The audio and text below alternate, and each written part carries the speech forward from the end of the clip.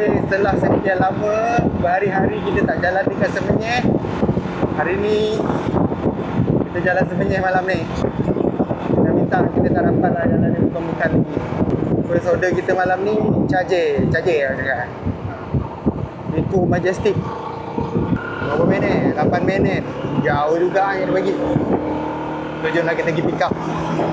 Aku dah tak nak dah masuk tempat-tempat yang seram. Lepas ni aku akan check map. Semoga dipermudahkanlah urusan hari ni. Lama aku dah tak ni, tak cedok belah-belah Semenyih pula.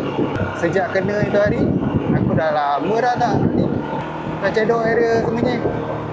Aku main Kajang dengan Bangi je. Tapi siang lah, malam lama dah aku tak cedok malam. Ni baru aku nak cedok balik. Dapat 5 model malam ni okey dah. Ni akan dia bagi belah-belah Eco Hill. Tapi dia bagi kita belah-belah Eco Majestic. Tapi tak tahulah hantar belah mana dia tak tengok pun. Tapi RM7 lebih dia bayar ni. Jauh dah, mungkin jauh pun. Lagi 4 minit. Oh, okey, itu dah siap.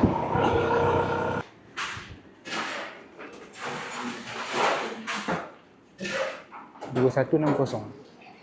Okay.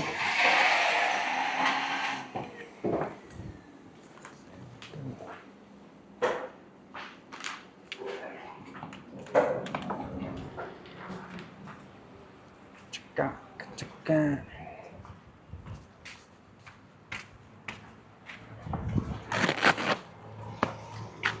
Datuk Dagang. Rumah hijau dekat Simpang 3. Wah, kampung kan?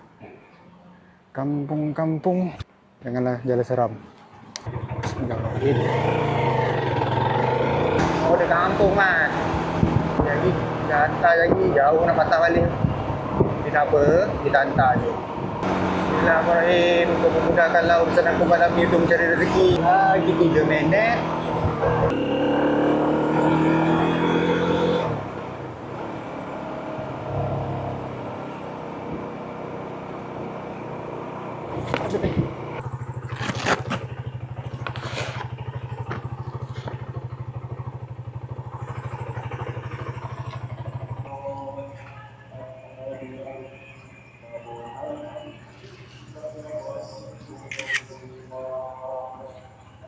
Ada udai air ke? Ada udai air? Okey, sama. Settle.